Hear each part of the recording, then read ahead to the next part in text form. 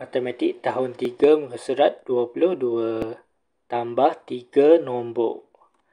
Aktiviti 1 tambah cari kata laluan telefon bimbit, tulis huruf yang sepadan dengan jawapan. Setelah kita dapat jawapan, kita ambil huruf ni, letakkan dekat sini berdasarkan jawapan yang bawah ni. Okey, jom kita buat soalan pertama, soalan A. 1032 tambah 63 tambah 4. Kita akan dapat 1099. Soalan B. 3840 tambah 3 tambah 124. Kita akan dapat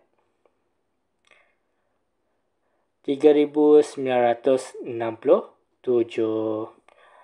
Soalan C. 41 tambah 510 tambah 4136. Kita akan dapat 4687. Soalan D.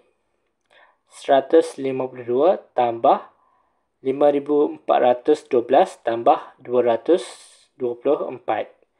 Kita tambahkan.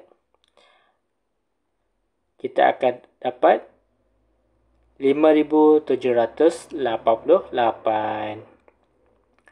Soalan E. 443 tambah 9004 tambah 251. Kita akan dapat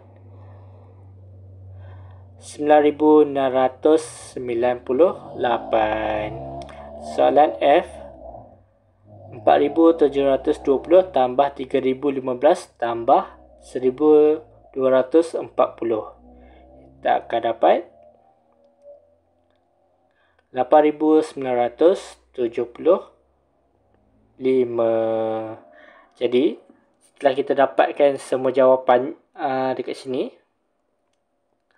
lepas tu kita bolehlah susun berdasarkan